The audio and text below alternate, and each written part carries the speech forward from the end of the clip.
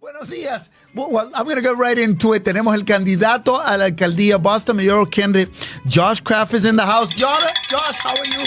Buenos días, Josh. I am buenos dias, Alberto and Nikki and Paisa Marcel. I spent 35 years working in and around the neighborhoods of Boston, the past 35 years working in and around the neighborhoods of Boston. I love Boston.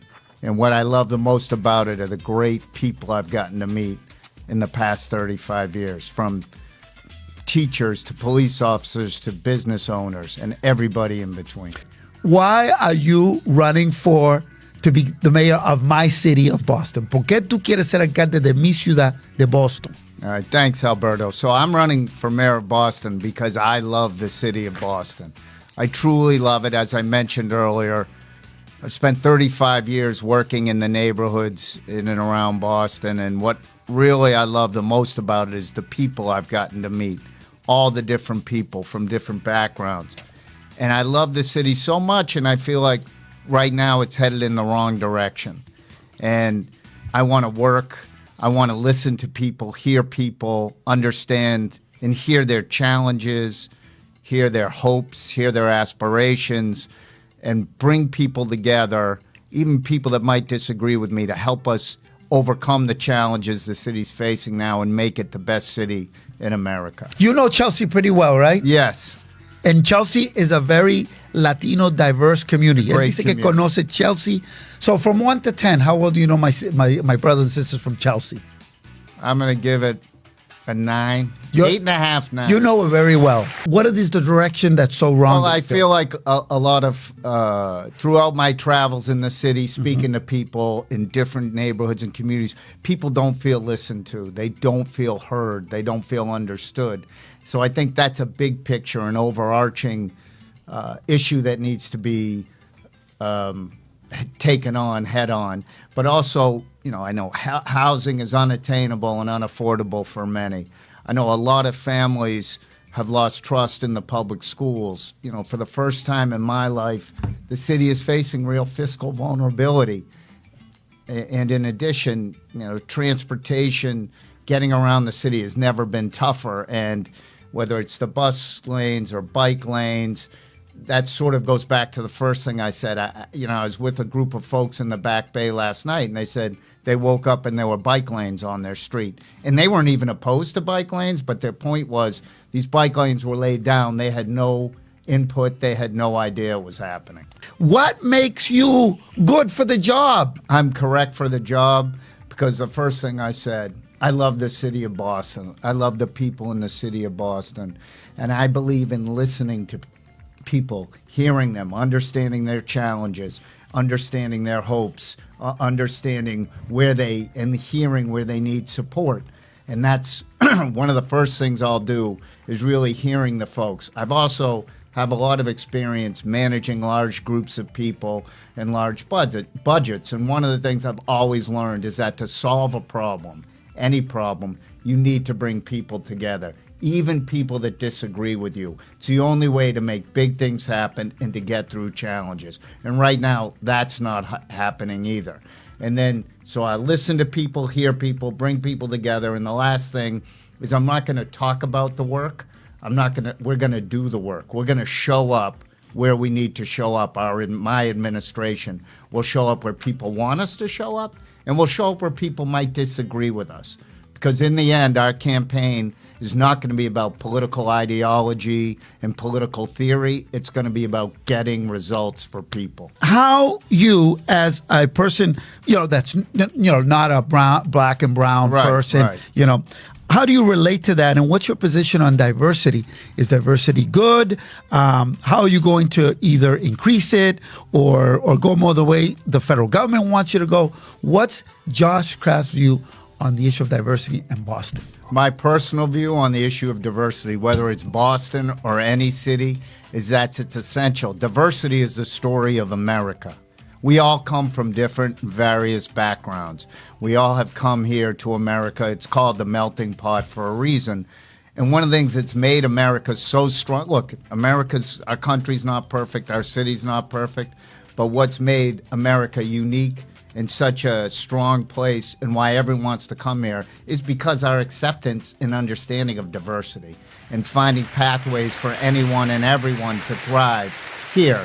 And I know there's been I believe in diversity for the simple reason, if you read, there's a lot of business studies, I can't quote specific ones, but that basically said the businesses with the most diverse workforce, not, skin color, ethnicity, background, socioeconomics, tend to have a better bottom line than others. And it's essential. It's what moves us forward. Okay, so I'm going to ask you a little bit about immigration and the federal government next, okay? Yeah. First and foremost, I support removing violent criminals from our community, wherever they come from.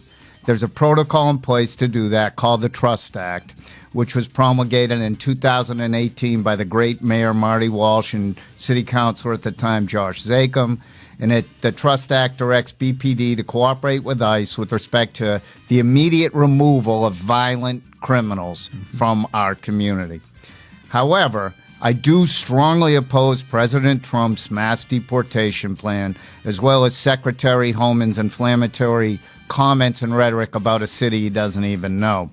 It's unbelievable to think that ICE officers can raid schools or places of worship to round up undocumented immigrants who are not engaged in criminal activity. And thirdly, I know immigrants, okay? I've spent my life, 35 years, working with different immigrant populations in and around Boston. I know their contributions, their character, and all of them want to live and believe strongly in the American dream, which all of us, we just talked about America being a melting pot, love and depend on. And at the same time, I also understand, and I have the utmost off-the-charts respect for the Boston Police Department and the incredible work they do, as well as all first responders, because we don't have a community where we can live, thrive, and do what we love to do without the Boston police and first responders. So will Boston still be a sanctuary city under Josh Kraft? Well, Alberto, it's funny. Sanctuary city is a political term. Right. It's not a legal term. Yep. So I will follow the Trust Act. You can call it whatever you want, but the Trust Act, and I will, as I said, I think it's outrageous what the current federal administration is doing with mass deportation. Housing. You talked about it. It's one of your priorities. How do you have the answer and not Michelle Wu? How are you different than what's going on now to reserve the housing issue? Well, the first thing I'll say, Alberto, is I know that there's 26,000 permitted units of housing that are on the sideline for the waiting to get shovels in the ground. And one of the reasons is the affordability, the IDP requirements of 20% are just too high in this current economic climate to get shovels in the ground. So we would reduce the IDP back down to what it was under Mayor Walsh to get these projects going again. We estimate that there's about $130 million in tax revenue tied to those projects, and we'll take a large chunk of that money and create a rental assistance and first-time homebuyer program for people that qualify for affordable housing as well as workforce housing. I think one of the things we've heard is people that are in the workforce housing category, 125% of AMI, cannot afford to live in the city either. So another program we have is we're calling it opt-in rent control. And I know there's been a lot of discussion. That's not really rent control. Let me just tell you what this is. Okay. If a building owner or landlord opts in to keep their rents at a sustainable level, then they will get a 20% tax rebate at the end of the year. But they got to commit to it for 10 years. And the rents would be CPI plus 5%, not to go more than 10%. It's a 10-year commitment. And at the end of each year, the landlord will get a 20% tax rebate. Here's the thing. I know there's been talk about a city council proposal that was similar to this, but they go to 80% of AMI. Again, we're going to go to up to 200% of AMI, so we include workforce people as well. How about crime? Are we one of the safest cities in Boston, as our current mayor says? And how do you make one of the safest cities even safer? Okay, so I know, and hats off to Commissioner Cox and the current administration. We have an incredible, a low homicide rate, which is fantastic. Okay, so you're getting kudos to the yeah, of course. credit what credit is due, right? Yeah. But I do know that if you ask certain communities, they're going to tell you they don't feel safe. And the one that comes to mind is downtown Crossing. Mm-hmm. I forgive me, I don't know the exact numbers, but I think in a poll it was close to 90% of the folks that live in that area say they don't feel safe. Okay. And how do you make it safe? I was always, when I was at Boys and Girls Club, we had 200 program partners, and one of our most important ones was the Boston Police. I feel like community policing is essential. And I know it happens, but I think maybe in this downtown Crossing area, there's more that can be done. But it's getting, I think the number one thing is to get the community together to understand what the issues are and how to, and then work with the police who are the experts on how to address it. I'm going to have you address something else too, though. And first, I'm going to translate this.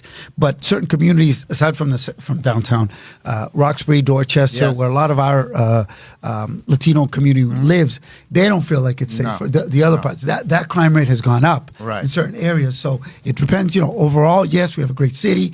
I love that. I'm very proud of that city, Boston. But there are neighborhoods where my friends and folks live that are not safe. And I think the number one thing is to go in and hear the neighborhood, the leaders, the neighborhood associations, and understand where they feel that the crime is, what crimes are the worst, what ways do they feel they can be supported. And then again, you bring the work with the police and the community folks to better understand how to make sure those folks feel safe. Can you ask this to candidate Kraft? I'm just going off the cuff. This is not filtered. That's fine. If someone compares your candidacy to bring a President Trump style of leadership to Boston, especially given your father's past relationship with President Trump, is that in effect? Is that in danger? How do you address that optic? Okay. Here's how I address it. First of all, I'm a Democrat, okay? I've voted 95% for Democrats, and if you look at my donations politically, 95% have been to Democrats, and I proudly supported Kamala Harris in the last presidential election. I don't think Donald Trump is fit to be the president. I don't think he has the character or the ethics to be president, or the temperament, really, number one. And in the end, I love my dad, okay? I love him to death. We agree on many things. We disagree on Donald Trump. I'm never going to make a promise that I can't keep. Mm-hmm. So, number two, a hybrid school committee with elected and appointed folks. Okay. And number three, I promise that I will listen and hear people. 30 seconds. I'm going to have you look into the camera and a message for why people should vote for you to be mayor of Boston. Okay. Tell me when. Go for it. Go. Okay. Thanks, Alberto. Hello, Josh Kraft. And people should vote for me for the mayor of Boston because my campaign and our administration is not going to be about political ideology and political theory. It's going to be about getting results and making an impact for people. And the way to do that is to not just listen to people, but hear people. Thank you.